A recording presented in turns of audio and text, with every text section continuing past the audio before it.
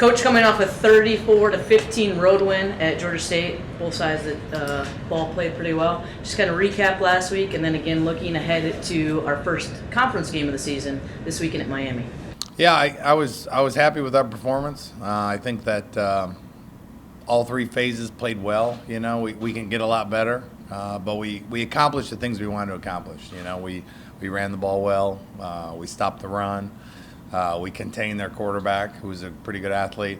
I thought our special teams were solid. You know, not great, but just solid. And you know, we beat the heat.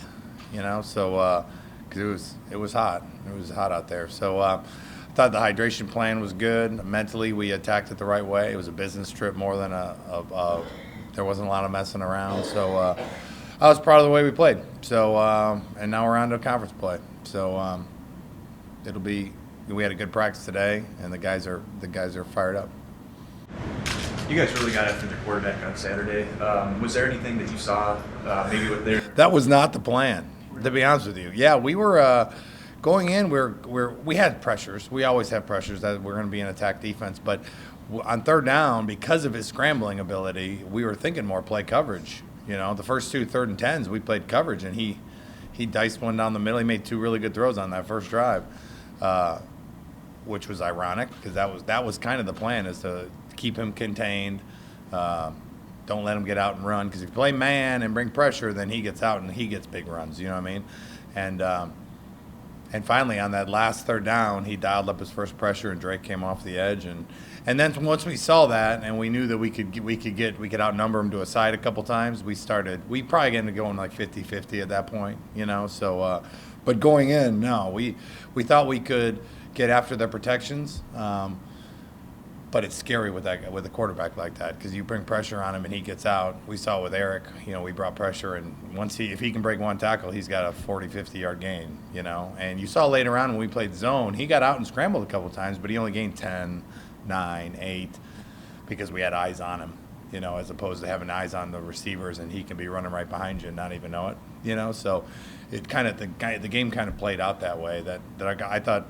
The biggest surprise of the game, I wasn't sure how our D-line versus their O-line stacked up, you know, and I thought our D-line it was an advantage for us. I thought they were in the backfield. I thought they played with their hands, and I wasn't sure if that was going to be a draw or, you know, because I thought their O-line was pretty good, and our D-line's getting better. But, man, it was definitely it was noticeable in the game that our D-line came and showed up to play.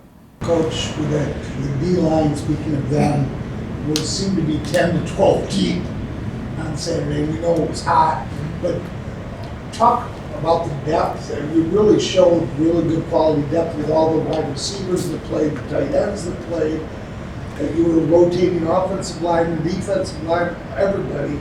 Yeah. And everybody got a chance to play, it seemed like. It was really good. I mean, that's one thing we've been talking about. The difference between this year and last year, I think, is our depth. You know, the amount of quality players we have at multiple layers within our depth chart.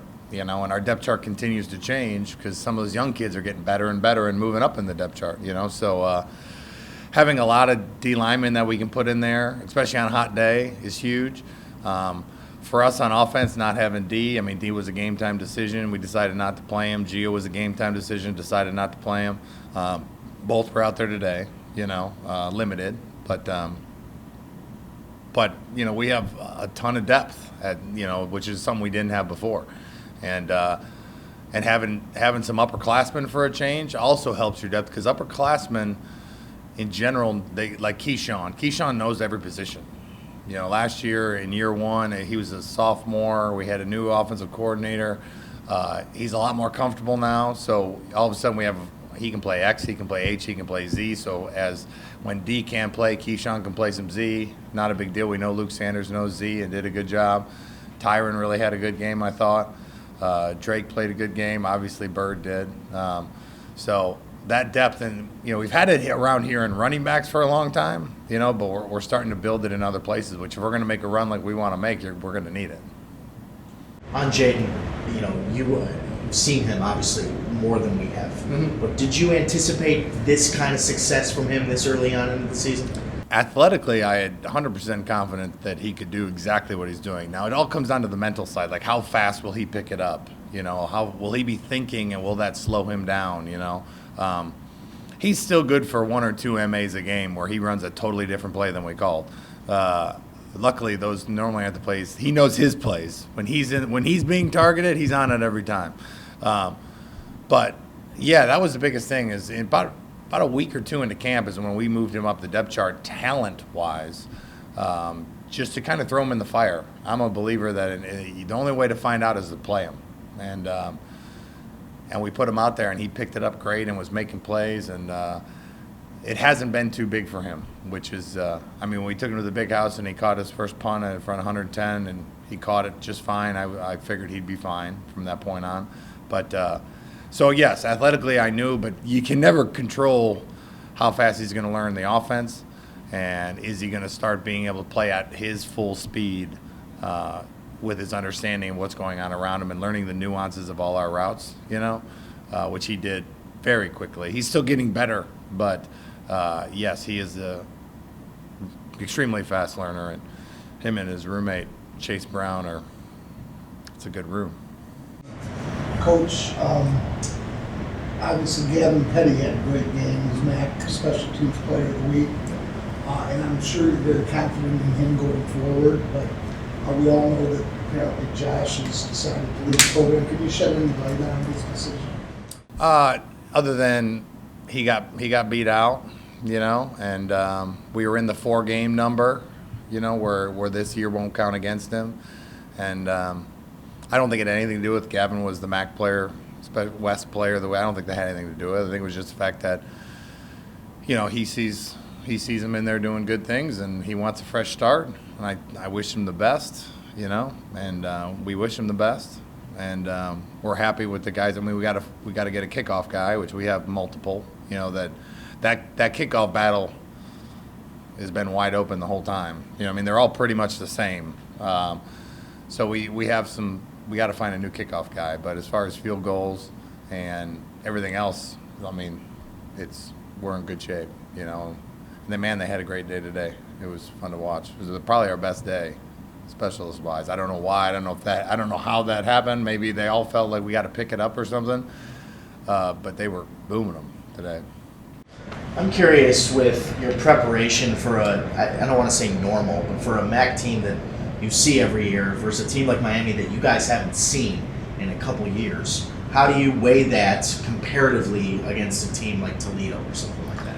Yeah, for me, I've never played Miami. It's really unique. I do know their coaches, and I know some of the players there because we run into them in recruiting. So some of those guys' names on the board I know, but you just because they're on the other side, you don't really know them great. It's more like Georgia State, It's more like when we played Buffalo, So as opposed to when you play Northern and Central. And you know them forwards and backwards because you play them every single year. You run into them every single day, it seems like. So it's a little different. But I would say for us it's going to be a long bus trip, which is something that we haven't done yet. And we've done an hour and 45 or whatever it was to Michigan, but this will be a 4.5, 5-hour one. And you're going to play a team that's hungry. I think their defense is physical and pretty darn aggressive and good. And their quarterback's done some really good things. So I think we're gonna have a challenge in front of us. They have veterans back on both sides of the ball, eight starters on both sides of the ball. But Gus Ragland, who's I guess 10-2 in his 12 starts against MAC teams, is much more of a pocket passer. He doesn't present the Kevin Dungy type problems he faced last week with another quarterback. He's had, I think, 46 pass attempts in one game, 41 pass attempts in another game.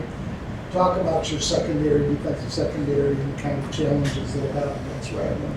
Yeah, and the receivers look like a basketball team. Their studs banged up. The rest of them, it looks like they put a basketball team together. They're all 6'6" and and can run, and it's a pretty looking group. And the thing I think that's most impressive about the quarterback is he's. I don't want to say he's a game manager. I say he's a game manager because he's smart.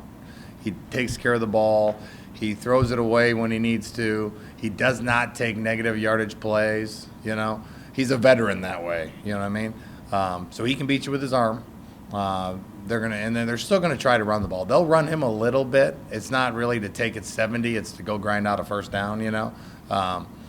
So we got to be ready for him to run a little. But we have to. It'll be the same thing. We got to stop the run. We got to make him uncomfortable in the pocket. He will not let us sack him. I don't think we're gonna try, but he'll just put his foot in the ground and throw it up to one of those 6'6" guys and give him a jump ball or just throw it away. We're going against a guy who's played a ton of college football. Whereas last week the guy was in his third start, something like that. He was talented. Ellington was talented. He just hadn't played a lot of football. So you're going to go against an extremely efficient offense. That's not going to make mistakes. And then on defense, they're in your face and they're going to come up and try to win at the line of scrimmage. Who are some of the players that are competing for kickoff duties? Petty, of course, Nick Mahalik are kind of the main two. They've all been really, and then Cameron. I mean, all our punters, they all do it. We went with the guy who we thought was the most accurate because when you're running down the kickoff lanes, a couple guys kicked it further than Josh. They just couldn't put it right where we needed it, so our lanes could be good. So that's why we went with him. And the other guys keep getting better. They've been working in at 2 to 3 the whole time. I really thought Mahalik, when we recruited him, would be the guy. He's a little bit lower and not on his spot as much. He's gotten better. So that was going to be an open competition as we continue to go. So those three, and then so basically those three. I mean, we're looking at anyone and everyone to fill that. I'd love to find a guy that can just kick it out of the end zone every single time. We're working on finding that too. Does the new rule change your approach at all, where teams can take a fair catch and kick it up really high? The funny thing about that is we've had a ton of conversation about that. I've seen it more than I thought I would. The biggest thing is the penalty, because I was just thinking people were going to sky the ball and try to get down there and get in front of the face of whoever's going to catch it. But the penalty for dropping that kick is harsh. You know what I mean? So that's why I don't think anyone's fair catching. Because if you're standing at the 2-yard line, you fair catch it, and you drop it, you get it at the 2. That's why most people aren't fair catching. I think it's just the penalty of the draw of you have to catch it clean now. Everyone loves to get in out to the 25, but I think that's the one piece that's pretty much made most people, unless they really get it high, you're returning it. I mean, this is just regular football. I haven't seen a ton of change, although. Late in games, just for helping injuries, you just tell everybody to fair catch everything. I mean, there's certain things you can do that I think there are less kickoffs happening. But, for us, without, Darius back there, we're pretty much, we're running kickoff return, because of the fear of what if he bobbles it, kind of like Darius used to do it and Bird did it. I mean, he dropped a punt. Picked it up and went and scored. Darius used to do that all the time. Just because he didn't catch it clean didn't mean he wasn't about to pick it up and go 80. But if he would have fair caught that and you muff it, it's down right where you're standing, at the 5, at the 4, at the 3, and that's a major penalty. So I think that's why people aren't using it as much. Brett Borski had a really nice debut for your team, kind of a maybe ticky-tack pass interference. I thought so, but yeah, what did you see from him in his first extended action? He's one of those guys. We talked about we're fairly healthy. He got banged up a couple weeks ago, had a minor. Him and Keyshawn had the same little clean out surgery, so they're out for like 3 weeks. He was back, perfect timing. Him coming back last Monday because Gio on Wednesday, had a little back issue. So. He plays Gio's position. He's not as fast as Gio, but man, is he huge. All 6'5", 6'6", 250, and has great hands. And he's open just by his wingspan. So he was going to get his first chance to be in there, and by his years, he's got 4 years to go, so he's a freshman. So I'm expecting. I was really proud of the way he blocked. That's been my big question for him: is will you stick your face in there when we need you to? Because we're a running team. We'll get you plays to catch the ball. And I was proud of the way he blocked, and he's got a bright future. He looks like a Greek god, and we got to get him to block like that because he can run and catch. That's for sure. Just a generic question. This is kind of the start of your second season, third season, if you want to count camp. where are you with your team? Do you like what you've seen so far? I do. I like where we're at. I feel like we're getting better. I think I was proud, as obviously as a guy that's heavily on the offensive side. I'm proud of what we've done. I think we've shown some depth. We've shown that we can throw it. My favorite drive of the game was that 2-minute drill. I mean, that was executed as well as you can execute. We had to run one on third down. We went right down the field in a minute and 15, 20. Now we're a team that wants to grind it, but if we have to be able to do both. If we have to throw for 400 yards to win a game, we have to be able to do that. I think our O-line's pretty good, and we're not going to have to do that a lot. But being able to do that at that moment, I thought that was kind of a backbreaker, And so I feel like we're only going to get better. When we get D back, we're going to get Gio back. I think we have a lot of weapons on that side. I think our defense has literally gotten better every single game. We faced an athletic quarterback the first time we struggled. This time we kept them contained, I think they're playing faster. Their eye discipline's way better. They're running the ball better. Our kicking game looked not very good in week 1 and has just gotten better and better and better and better. So, that was the plan the whole time, is to grow together, and when we hit this point, we got to be firing on all cylinders. And I don't know if we're firing on all cylinders, but we're pretty darn close, so I feel like we have pretty good momentum going. I think the guys have been working hard. Our practice weeks have been way better. It's been great when they've had great weeks of practice and then they went out and won. And then they had another great week of practice and they went out and won. It's good Pavlov's dog, like muscle memory. You do this and this is what happens on Saturday, And they see it and they get the cookie at the end, And so today was another one of those that they had all kinds of energy all morning and were flying around and a lot of energy. And so, and we know what we're up against. It's going to be a physical game, and their defense wants it to be physical. We want it to be physical, and we're ready to do that. Coming off the 34-15 win at Georgia State, you got your first career interception. Just kind of talk us a little bit about last week's performance, and if you can, just look ahead to maybe the challenges that Miami will present. As you stated, Georgia State was a great win. It was good for a confidence booster going into MAC play. I thought the defense played really well, and the team as a whole played really well in all 3 phases. Going into Miami, I feel like they're a physical team. They love to run the ball. Good O-line, good quarterback, good running backs. It's just going to be a physical game, and we plan to see how it plays out. How did it feel to come away with your first interception right at the end of the first half there? It felt good. I felt like I had a couple opportunities in the past 3 games to get an interception, but I wasn't able to capitalize. So it felt good. It felt like a relief. And it was just good to get that first one out the way. When you see the front 7 pressuring the quarterback like they did, what's going through your mind as you're kind of in the back of the defense? Well, they did a great job all day. When I see them get pressure, I know that the quarterback, he gets uncomfortable. The quarterbacks tend to get uncomfortable in the pocket when they feel all types of pressure when they don't know where it's coming from. So I expect the ball to come out quick. I expect it not to be as accurate.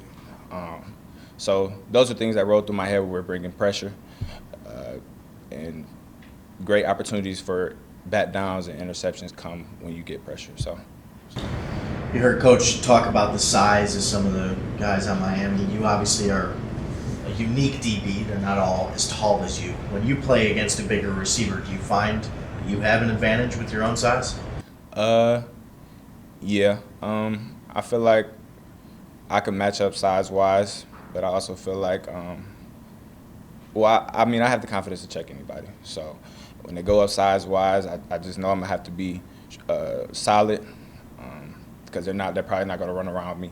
They just try to go and overpower me. So I just know I have to be solid in my coverage and just believe in my abilities. AJ, you went to Detroit Jesuit, I believe. I did. And so you're from Detroit, obviously. Can you talk about the recruiting process? Did you know about Western Michigan while you were in high school? Talk about how you ended up in Kalamazoo. We're happy you're here, by the way. Thank you. Happy to be here. But I did. My cousin, Devontae Jimwright, he goes here. So I've heard about it. The recruiting process, they weren't really recruiting me. I came to a camp and I did really well at the camp, and then they offered me. So it kind of just rolled on from there, and I eventually loved the place. Took a visit, loved the place, loved the city. So I figured it was the place for me. What are you majoring in? Supply chain management. I understand that you won 3 state championships in basketball at UP. Was basketball something that you wanted to pursue in college when you were growing up? Yeah, early. I come from a basketball family, so early on, basketball was kind of my first love. I didn't get introduced to football until I was probably in the 4th or 5th grade. So basketball, I would for sure say early on was the lead dog, but as I started to play football more and more, football was just natural for me and became what was best for me. I understand that your uncle, or maybe your cousin, is VJ Armstrong, former Chicago Bulls world champion. Was he kind of a factor in kind of introducing you to basketball when you were growing up? Not kind of. As I said, I come from a basketball family, so he probably influenced my parents, but my parents really influenced me to play basketball. They were big basketball fans, so I wouldn't say he had much to do with it. I don't know. So Everyone says the intensity gets ratcheted up when you get into MAC play. Assuming that's true, what does that look like from your angle, whether it's in practice or in the game? What specifically does that mean, that the intensity is ratcheted up? it just means it's go time. You have to lock in on every rep, every play. It's just everything. It's just amped up because these games they mean a lot, and you're just trying to. You basically want to make it to Ford Field. We all want to make it to Ford Field at the end of the day, and to get to that goal, it's not going to be easy. You're going to have to work and claw. So just locking in at all times and being detailed in everything you do. AJ, at the beginning of the season, a lot of people, had the defensive secondary as a big question mark because we lost both of our starting corners from last year to the NFL. But it seems like you guys have established some pretty good chemistry. Can you talk about the other safeties and the cornerbacks and how you guys work together and how you've kind of fit into the whole thing? The secondary, we gel really well. We're all good friends, and we do a lot of the little things. We watch film together, try to study different route concepts, and or maybe the small things like go out to eat together. So we're just getting that time together, spending time together, and getting to know each other's tendencies of what people like to do and what they don't like to do. So we've gelled really well, and I can say that has helped us this season, so far this season.